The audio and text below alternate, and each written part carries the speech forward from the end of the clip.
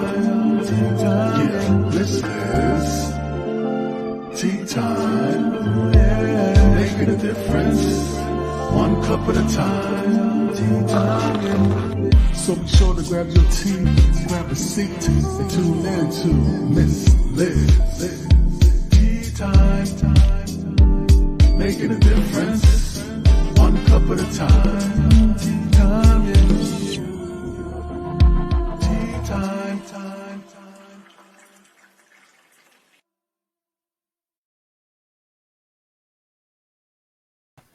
Well, good afternoon. That's right. It is afternoon tea time now. We were here this morning, but now we're here in the afternoon. So good afternoon, good evening, and good morning, wherever you may be tuning in from.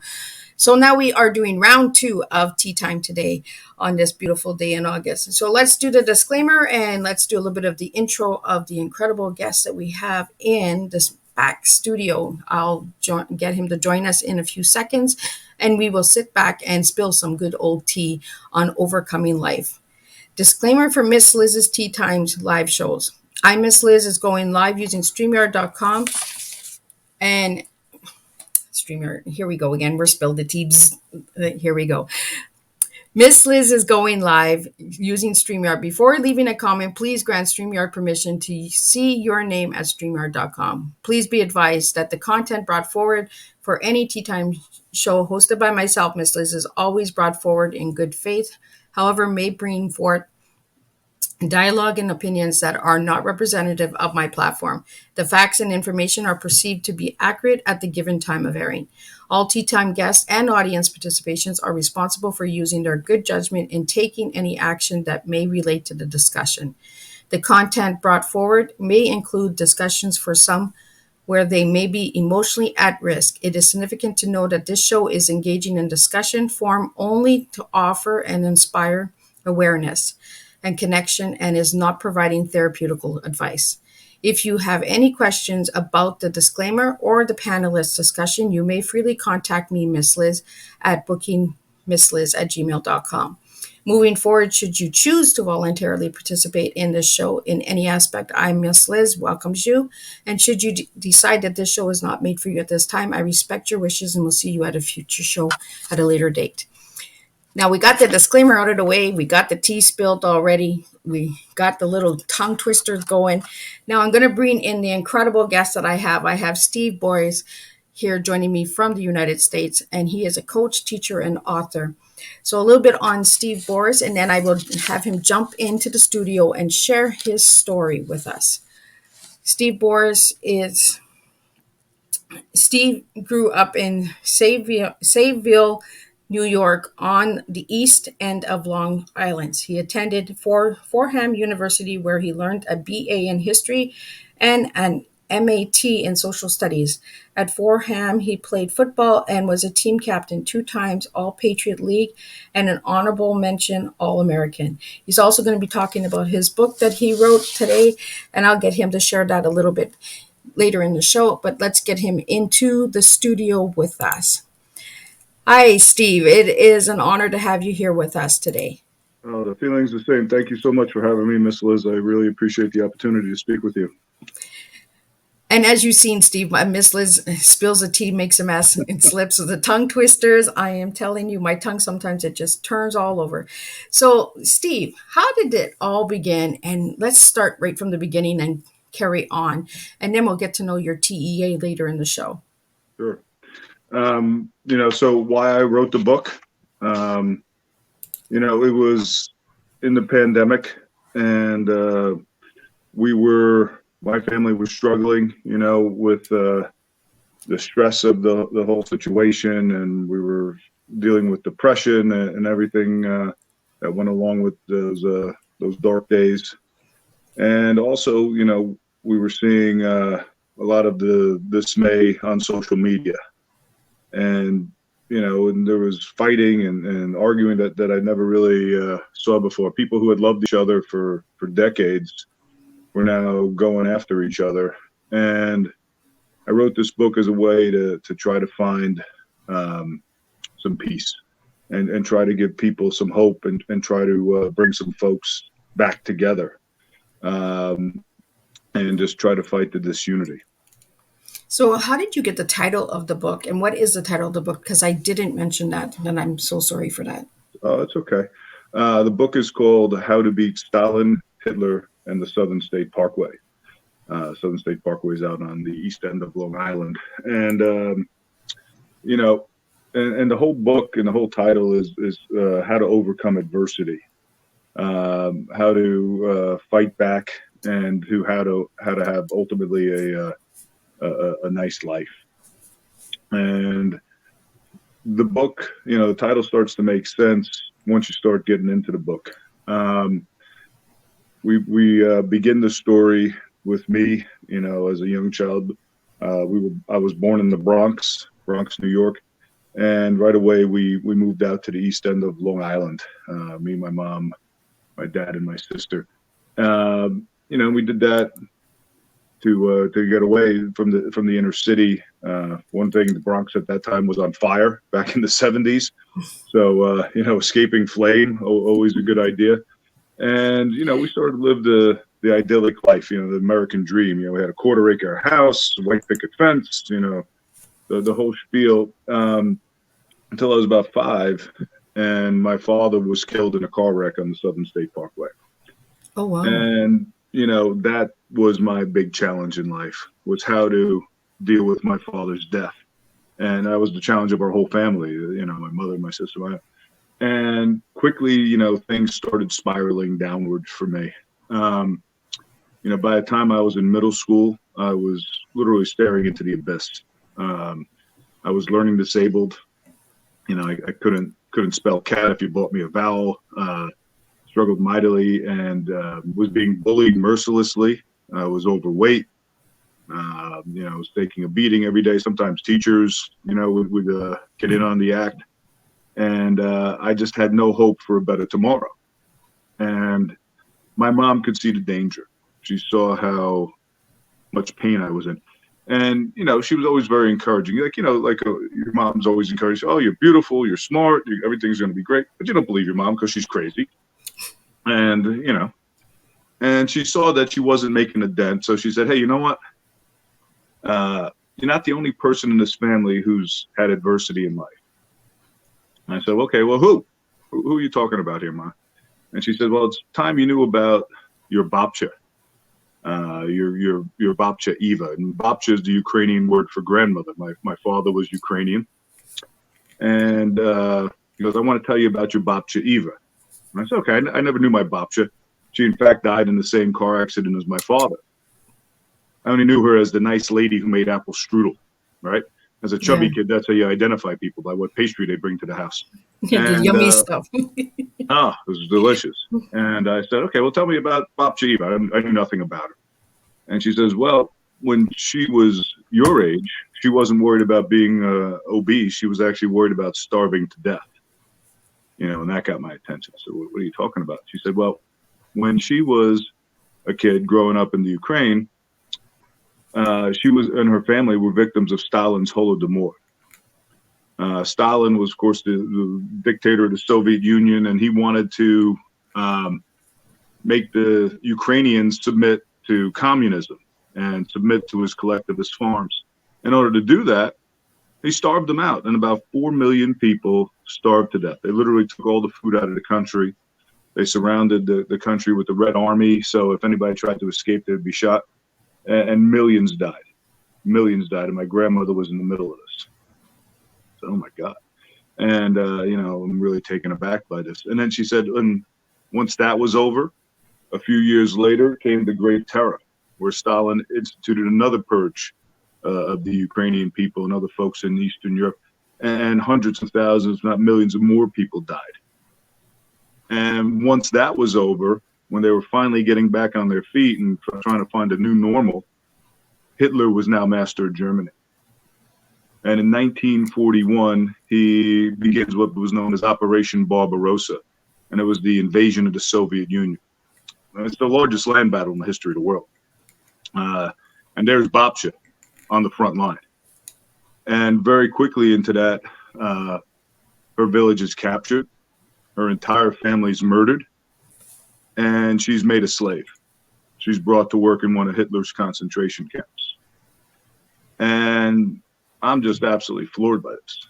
I can't believe what my mother's telling me. And I said to her, how in the world did Babsha survive this? How could you, by yourself, no family, no nothing, a slave? It's hard for us to think about that. One of our relatives was a slave, and she said, "Well, your Babsha, she had a superpower." I said, "Superpower? What was her superpower?" She says that your Babsha believed that she always, no matter how bad things were, she was in control of her reaction to the situation. That was her power. And no matter how bad things got, no matter how many people in her life died or how hopeless the situation was, she was going to fight on. And she was one day going to resurrect the Borys family. She was not going to let these evil dictators wipe us from history. She was going to hold on. She was going to outlast them and bring us all back. And sure enough, one day Hitler commits suicide. World War II's over, and she's free. She's free. At that point, she had my father. My father was born into slavery. She had met a great man in the camp, Eustace, and they began a wonderful love affair. And she's free now. And she's starting to rebuild the Borys family. She has another son. And they're making it work. They're recovering. They're still in the bloodlands of Europe, but they're inching forward until one day, a knock on the door, and there was a soldier, American soldier, came to the door, and they were selling bathtub wine out of, to make some extra money. And they were out of wine. The soldier got angry. He fought with my grandfather and shot him dead in the front door. And my Babsha is now single mother, murdered husband, 2 kids. Somehow gets them on a boat across the Atlantic. They land in Philadelphia. Their first night in America, they're homeless. They're penniless. They had to sleep on a park bench. They couldn't speak the language. But my Babsha always felt that this was a good start. Because now, even though, for me, I would be absolutely, demoralized, crushed by this. But for her, she had a chance. And a chance was all she needed. And over the next few decades, she built back the Borys family. And by the time of her death, she had remarried. She owned her own house. She had a small business. And she got to meet 4 grandkids. Wow. And that's how she beat Stalin and Hitler. And it makes sense where the title comes from, right, for the book. Right. Because I was like, how did he get this title? But as you're sharing this story, Steve, I'm understanding a lot, and we have a lot in common with history, because my 4-time great grandmother is from Germany, and she was part of Hitler as well. So when you first sent me the book, I was like, oh, where's this going? Like, how is this? But I'm glad that you're sharing this with the listeners and the viewers out there, because then they can understand the title of the book, right? Because some of the words might be like, oh, I'm not sure if I want to read this. Like, what is this about, right? So, and this is what we do, is by sharing our stories and that, and giving awareness of what the book and what entitles in the book, it will give people the opportunity to go and grab a copy. So if you'd like to grab a copy, the links are, I'm posting the links as we're having our conversation and that.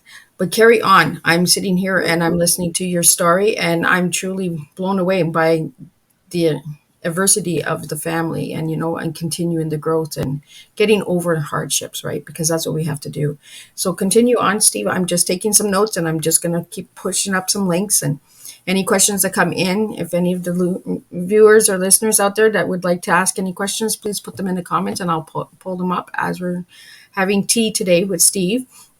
And if you're watching a replay, please push #replay where you're tuning in from, so I can thank you for where you're tuning in to.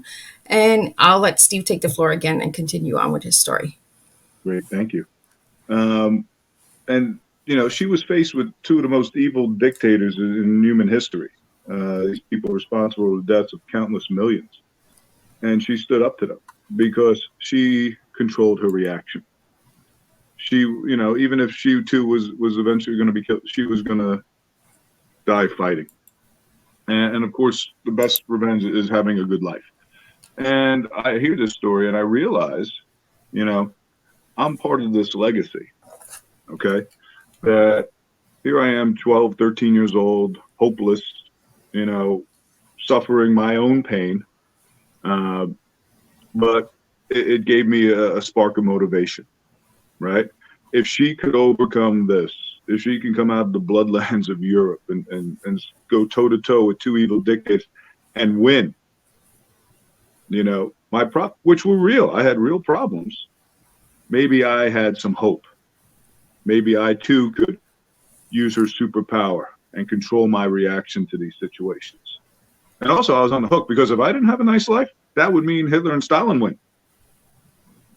Right? That's what she fought for, was so that we could go on and have nice things. You know, I don't have to become president. I don't have to, you know, but just to be a good, decent person. Right? Okay. To be a productive, you know, loving, caring man. And boy, I had no idea how. Right? It's great to hear this rah-rah story, right? Well, how do you actualize it? How do you make something of it? And I looked around, I had no clue. You know, and that's when my mom at that propitious moment said, you got to go play some football. And she pushed me towards football, not because she liked the violence or the tackling, because she knew the men and she knew what sports were all about. That the program where I grew up was, yes, they wanted to win, and all football coaches want to win. They want to build character. They want to turn young boys into great men. And the slogan of our team, you know, teams always like to have, was Brothers Forever. And, you know, it wasn't just something catchy you put on a T-shirt. You know, it was real. And I saw it right away. The first day of practice, they make us run a big warm-up lap around the perimeter of school. And I was a chubby kid. I could barely get halfway around. I'm dry heaving. You know, I got Twinkies falling out of my pocket. You know, it was a catastrophe. And I think, okay, this is it, you know. And the captain of the team, this kid Jason, came and he finished his lap real quick and he came back and got me. And he basically dragged me across the finish line. He said, listen, you're not going to quit. We're all in this together. You know, and I still remember that to this day. And then the next day in school, instead of being bullied and humiliated, I hear, hi, Steve. I look around. Oh, is there another Steve standing next to me? It was guys on the team, you know, now, hey, you're one of us. You know, you're part of the family. And that's what the program provided, was a family. And I remember being called into the office by the coach. And, oh, this is it, you know, and I was the worst football player probably in the history of the program at this point. They're going to cut me. And I said, sorry, coach, it's okay. You can cut me. He goes, we're not going to cut you. We don't cut anybody here. You know, I wanted to tell you, keep trying. You're doing great. You're getting better. Okay. And we're happy you're part of the family. And it was just that little bit of kindness that gave me so much. It gave me so much hope that, you know, the security, happiness, you know, something I really don't think I ever knew or understood before. And it got me hooked, you know, and basically saved my life. It was also in the classroom. My mom got me tested, and surprise, surprise, I was learning disabled. And I got a resource room teacher, a special educator, would work with me. And Mrs. Dudick, I'll never forget her. She was about 5 foot tall, about 100 pounds. You know, I'm 6'3", and she would get up on a chair and scream in my face, you know, and pull my ear, and, you know, was tough on me, just like, but got me to do my work. And most importantly, she taught me how to learn. And I just want you to think about this. She taught me how to learn. And that was probably the greatest gift anybody's ever given me, that ability, or that they'll give me strategies, right? And my mom, being crazy, as I said she was, you know, she started saying, okay, great, you're playing football, you're getting a little bit better at school. We're going to get you to a college. You're going to go to a great school. You're going to get a football scholarship. You know, you're going to meet a great woman, a great girl, and get married, and you're going to live happily ever after. What are you talking about? And if anybody heard these conversations, we'd have these conversations every night at midnight. We were both insomniacs, you know, we just sit up at night chatting. You know, it'd be preposterous. You know, you're out of your mind. How in the world? I was the exact opposite of everything she said, but she believed. And her believing got me to believe. And then she surrounded me with people who gave me the skills, the coaches, the teachers, And as the years went by the time I was in my junior year, I wasn't the fat kid flunking out anymore. I was the captain of the team. I was getting good grades, and all the stuff that she said was coming true. And I couldn't. Nobody could believe it. And one day in class, my junior year, there's a knock on the door, and it's the principal. And he comes to the door and wanted to see me. Now, most kids would get nervous if the principal came, right? You got caught smoking in the bathroom or something. Yeah. Today they'd be vaping, yeah. But I wasn't one of those.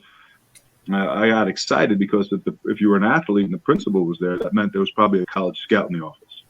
This was the rite of passage. I was like, wow, we did it.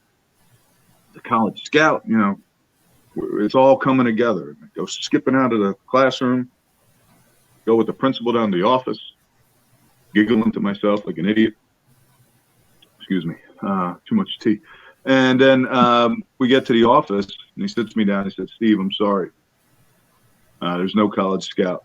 In fact, there was a terrible accident. Your mom's dead. Oh. And just like that, in that moment, I'm right back at the abyss. Right back at the abyss. And, I had no idea what to do. I didn't know whether, go crawl into a bottle, crawl into a ditch, I had no idea. And I was, mama's boy, big time. And I was not prepared to be on my own. Me and my sister, we were not prepared at all to be on our own. And that's when, we saw the power of community. The coaches and teachers, the friends and neighbors all came and saved my life. They got me across that last bit of the finish line. Anytime I was thinking about just giving up or quitting, they were all right there for me. In ways great and small, seen and unseen. I remember going back to school after the funeral. My chemistry teacher, Miss Buckmaster, she says, come on in after school. We're going to do all the work together. She stayed with me till like 5 o'clock at night. Chemistry, I was terrible at chemistry. I was always like myself on fire with the Bunsen burner.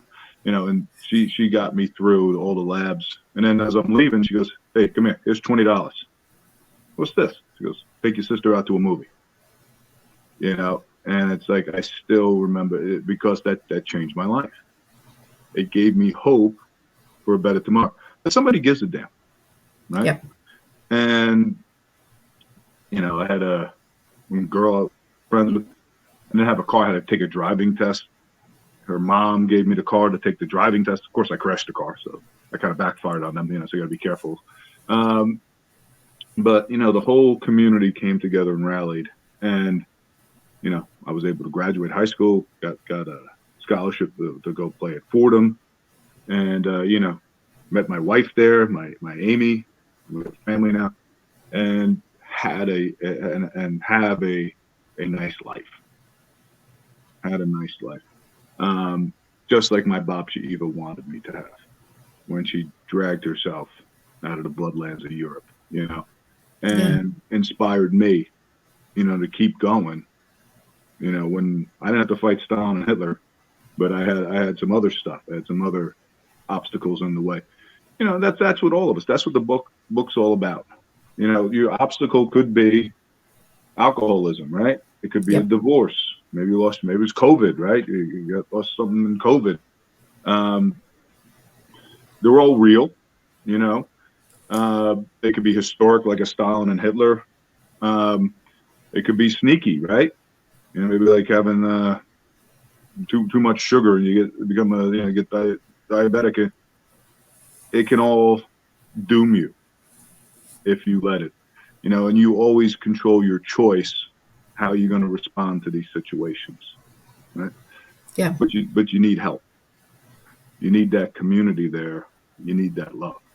Well, that's one thing that I'm getting as you're sharing your story, Steve, is that just the kindness, went a long way for you. It actually pushed you and made you move forward.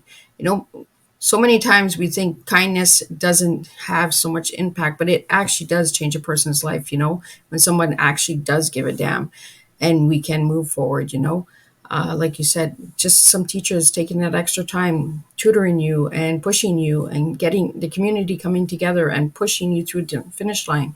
We all need community.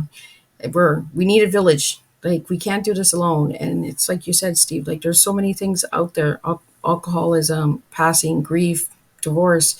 There's so many things, right, that we have to all overcome. So if anybody would like to reach out to you, Steve, like, how would they find this book and where can they find this book?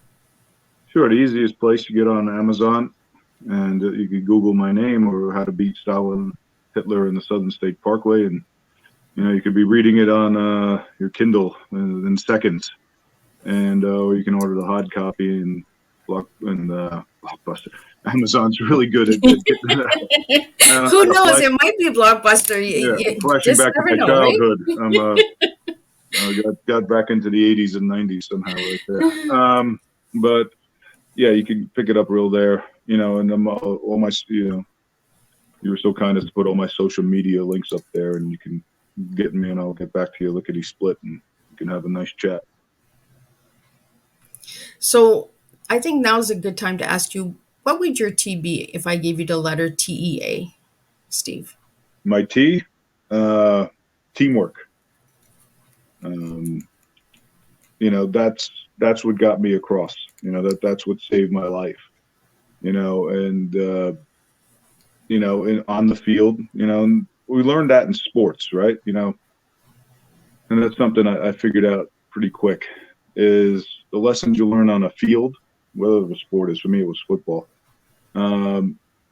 It's just the simulation for life. And, that's why we want to get kids into sports, is so that we can teach them life skills. It's fun. Hey, I scored a touchdown or whatever, but, we're teaching you how to be a great man, a great woman, a great person. And you apply that to business, like you're doing this great job. I'm sure you have a whole support staff helping you out, and other people. Nobody ever does anything by themselves. Well, I'm a one-woman team at this moment. Oh, good. Okay, God bless you. But yeah, I do everything. I'm a one-woman team. I am looking for a team, so if anybody wants to help, Miss Liz, they are more than welcome to, because it is a heavy load. We'll sign you. We'll sign some folks up for it. My daughter was never into sports at all. I coached her in softball in third grade, and that was a catastrophe. She revolted and led an insurrection, and they wanted to make mud pies instead of hit balls. So that's a whole nother story.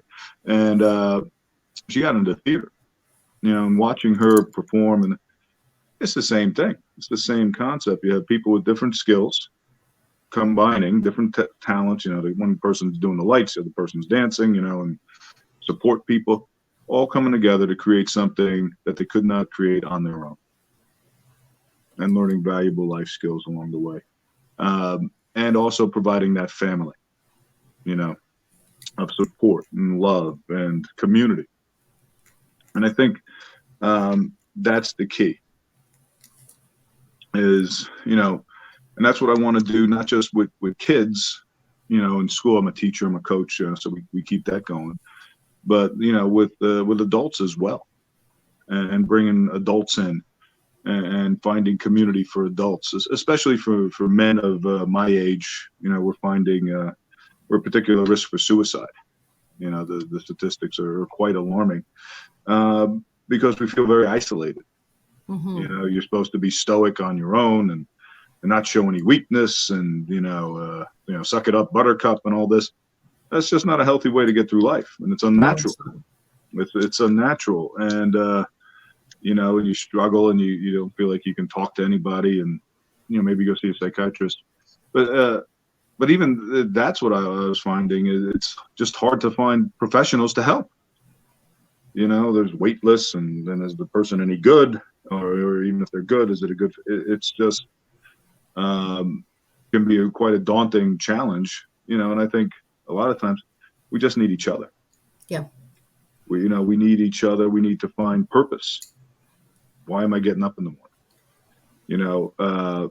Try to find something like my coach when I was 12, who gave me that little bit of love and support that propelled me. We still need that as a 48-year-old, 47-year-old. Yeah. we need that community around us that gives us purpose, that gets us out of bed in the morning. Other than just, well, I gotta go pay some bills. I tragically lost one of my best friends early last year. He committed suicide. A great man, brilliant man, but just couldn't get back from the abyss. Just didn't see a purpose. Just was tired. He was just paying bills, and he didn't find the joy in it. He didn't find his why. Or he forgot his why. Mm-hmm. And it was too late. We couldn't, and it didn't have to be that way. It didn't have to be that way. So that's my goal. That's what I'm trying to do with my teaching, with my coaching. That's why I wrote this book. It's to try to remind people that, we got more in common than we don't. Yep. A lot of the difference, especially when you're on social media, the differences, that you see my side versus your side, and a bunch of crap. Well, the different perspectives, right? You see a 6, I see a 9. Doesn't mean either one of us is wrong. It just means we see different way, right? And at the core of it, especially we all want to be loved. We all want to have great family. We all want to be a part of something special. We want to be appreciated. We want to be respected. And that's not values confined to one group or another. Yeah. And we can disagree about things. We should. Yeah, we should. If we're not disagreeing, I kind of like, if everyone's just agreeing, saying, yeah, that's good. There's no room for growth. There's no room for feedback. There's no room to see where you're making a mistake to improve yourself. If everyone's just patting you on the back and saying, good. I like when people tell me, Miss Liz, you can fix it this way. And I'm like, okay, let me try it. Yeah.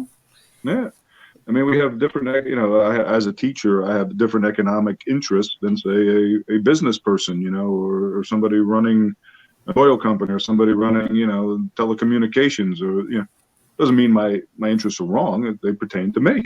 Mm-hmm. But we have to respect the other and try to empathize, to, put each other in each other's shoes. And after a spirited argument, hey, let's go have a Pepsi. Or maybe Pepsi or something, because we all have kids, and we want to take care of them, and we have family, and we all want the same thing ultimately, you know.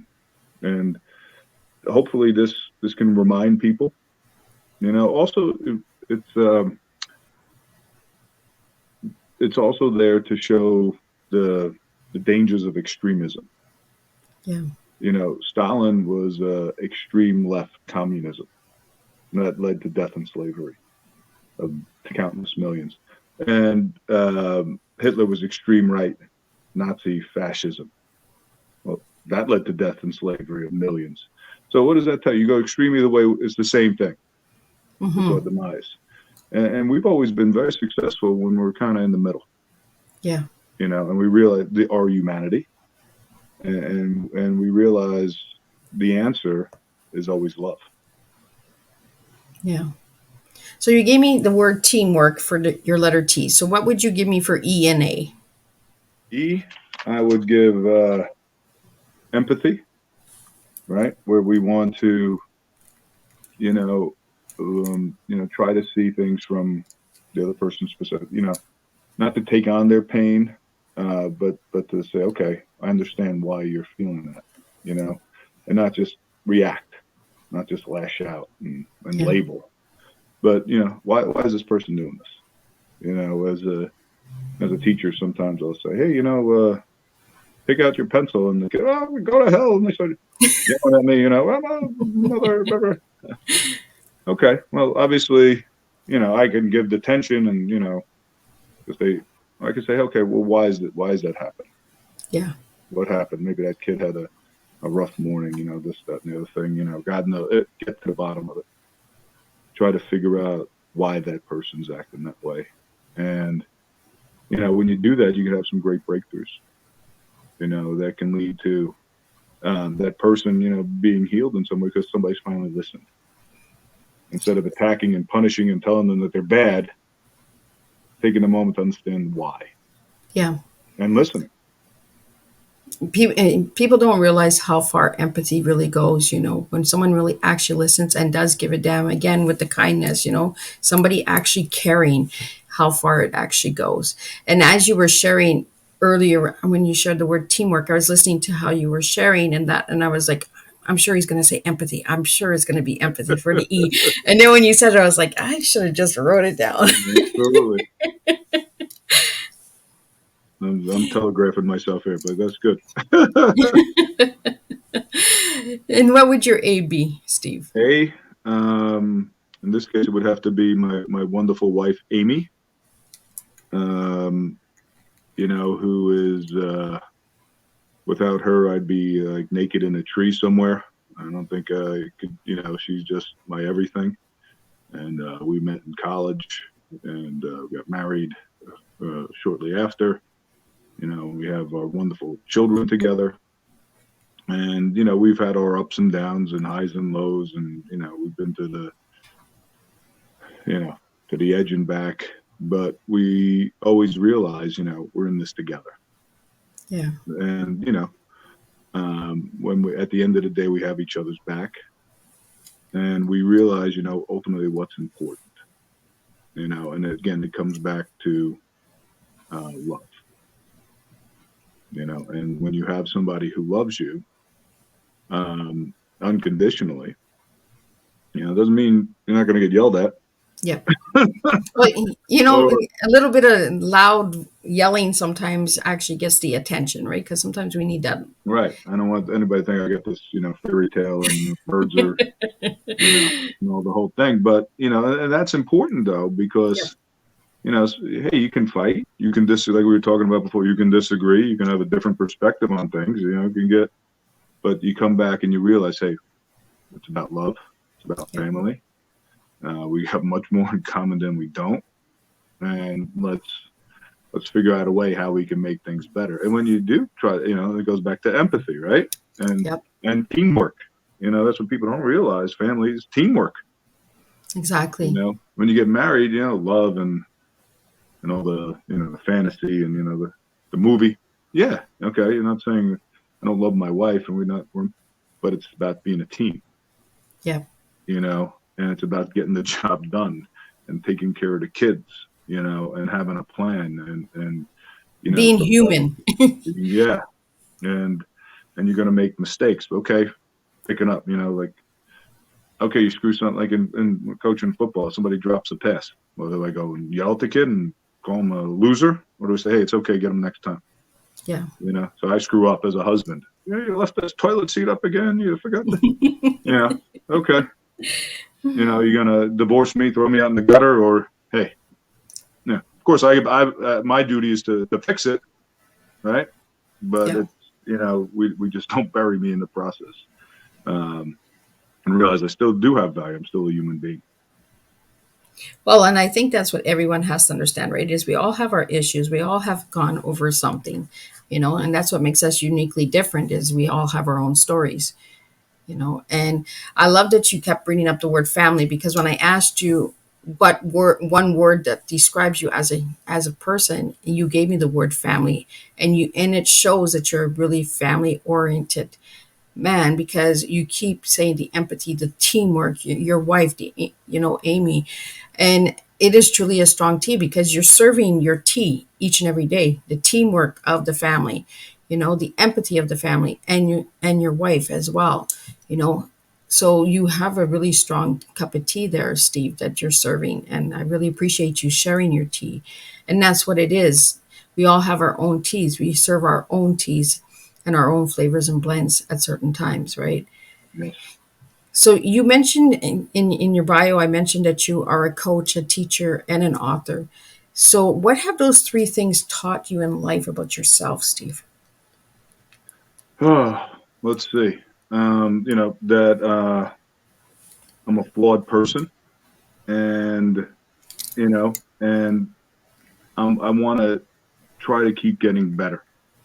I want to keep learning from my mistakes.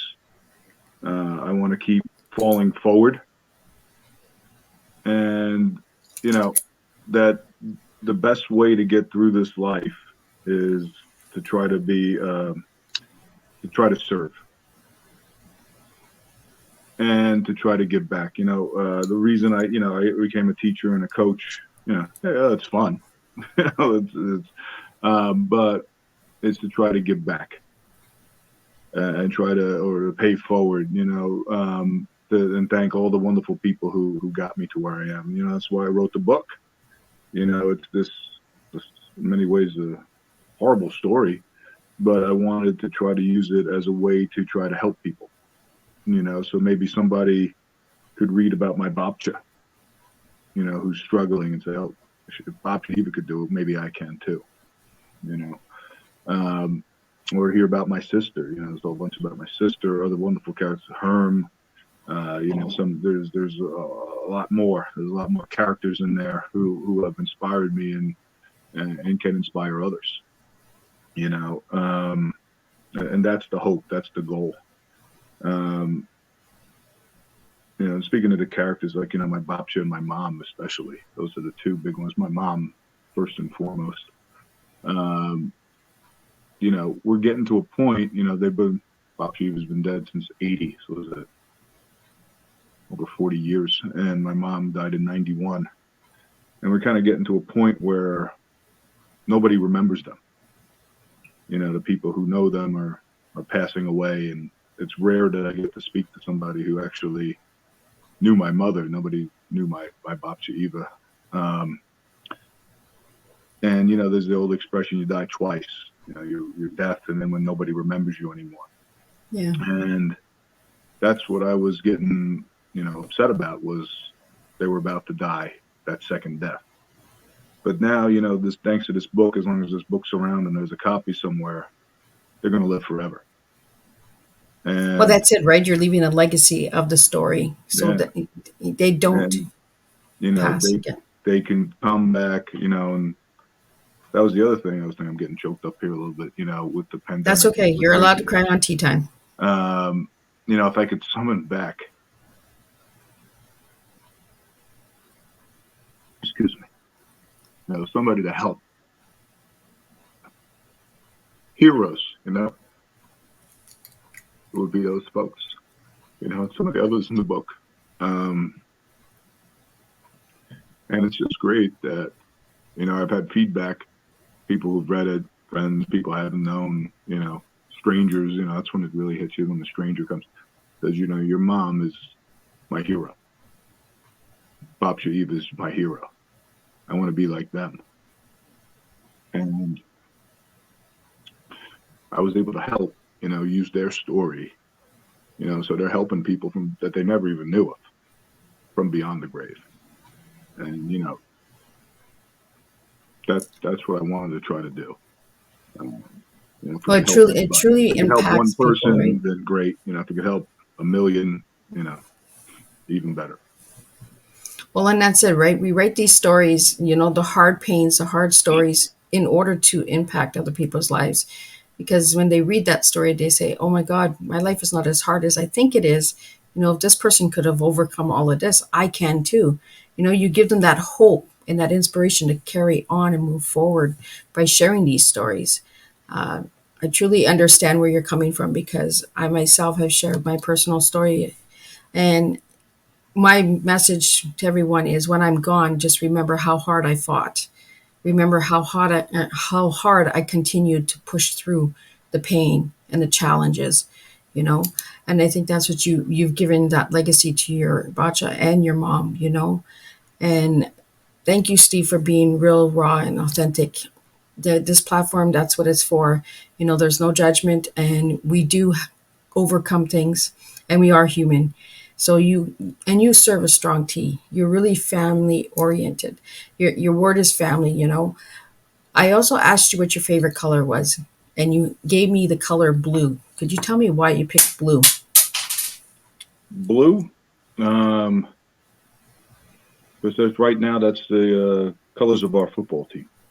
Oh, okay. I would have never guessed that. Like that threw me right off. Okay. No.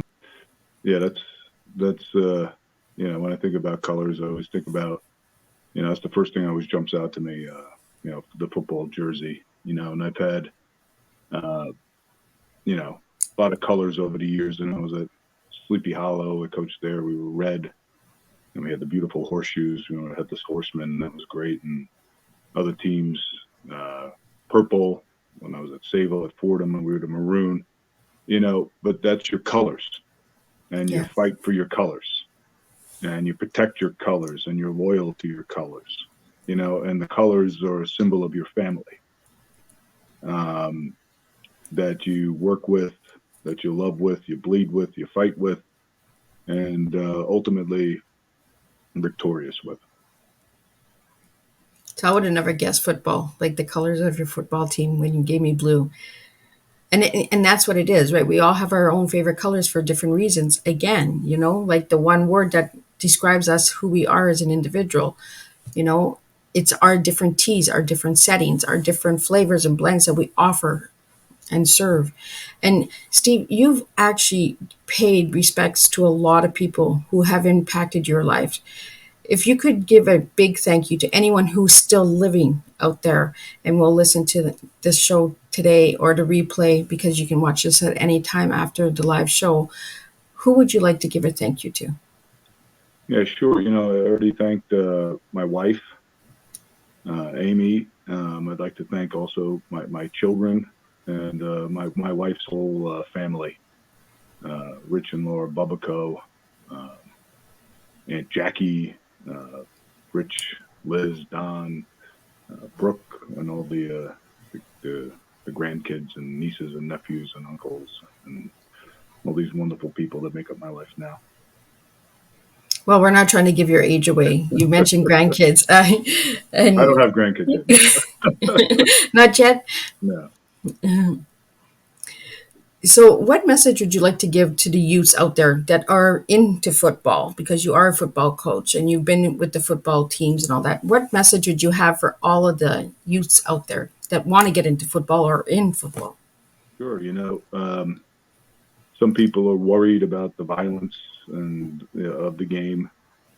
And it's certainly not for everybody, and that's okay. But to me, it's the greatest game, because on any play, 11 people have to work together in order for something to work. And it's kind of the closest simulation you can get to society, that we all have to get together, work. We have to be pulling in the same direction. Everybody's important. Everybody has a role. Everybody has value, and if you play, even if you're on the bench, you still have value. And you'll be joining a great family. And when football's done right, it's one of the greatest experiences in the world. So why is there 11 people on a football team? I don't know. It was one of the rules they came up with over the years. We could do a whole nother show about the history of the game, and how it evolved and how Teddy Roosevelt got involved 100 years ago. And, I guess that sounded like a good number proportional to the width of the field. I'm learning a lot about football because I had a past guest that was on Teatime as well for foreign language, Jim Curtis, and he had tried to teach me about football. So I'm learning a little bit more and more every time I have a guest on and speaking about football. For me, it was, I just like football because of the team, like the team spirit. I really like the team spirit with football over all of the other sports. Like I find that football has a very strong unity.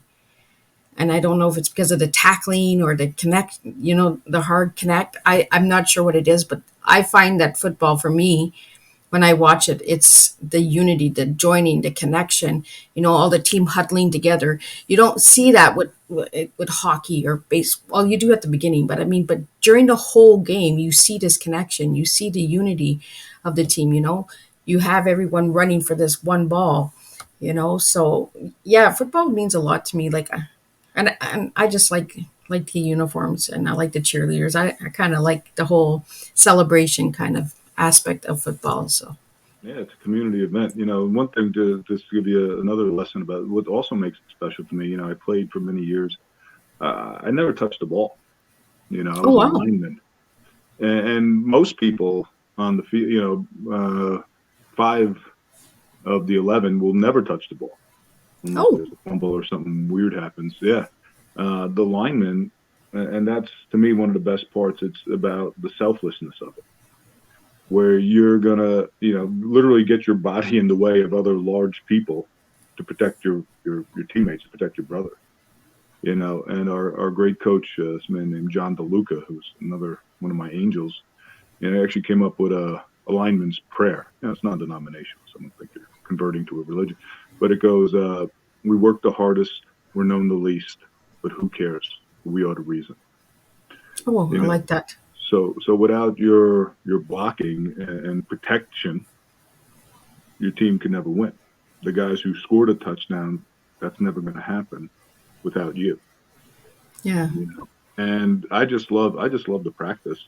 We're just working with all your friends, your teammates, for a common goal. You never touch the ball, but when you do score, when your team does, it's the greatest feeling in the world, and that's like society. Some people look down at teachers and cops and firemen and think, oh, you guys are losers. No, we're kind of like the linemen. Without the work of the people in that role, does anything ever get done? Or Yeah. your construction, just because. Well, there's always that judgment, right? Yeah. It doesn't matter what field you're in. There's always somebody that has something negative to say about it. Right. And that's the thing. Don't judge.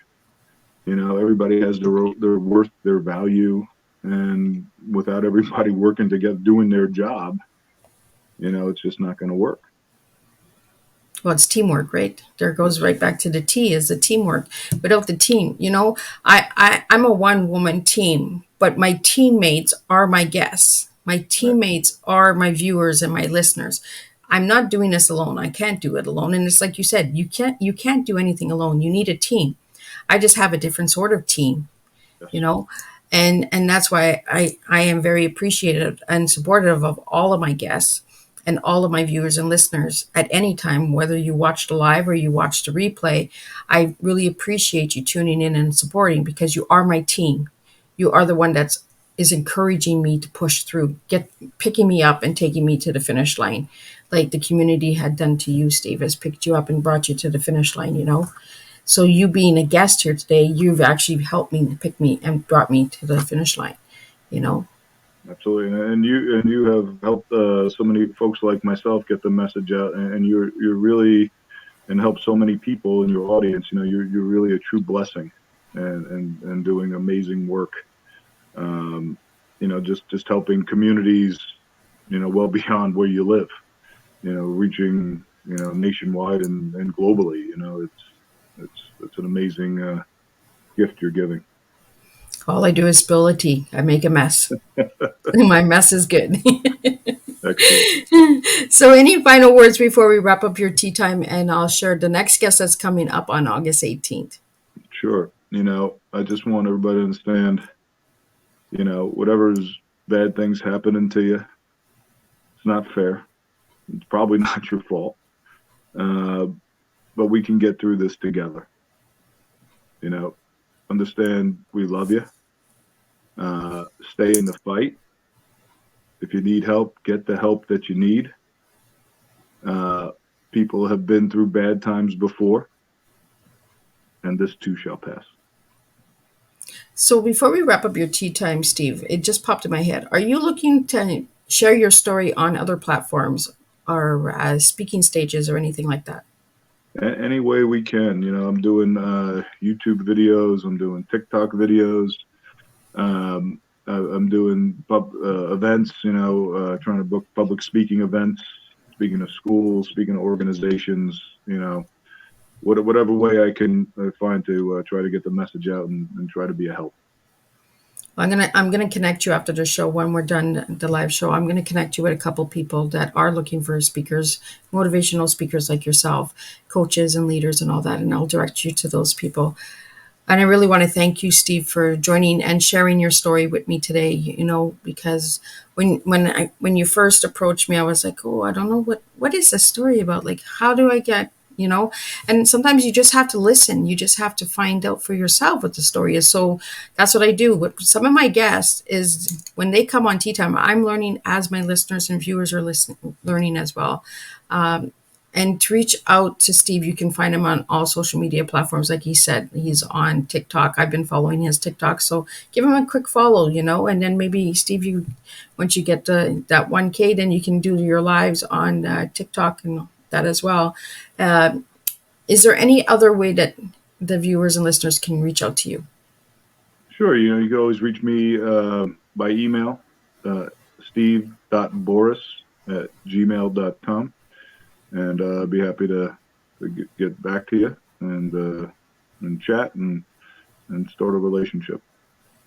And if anybody would like a signed copy of your book, do you have some available?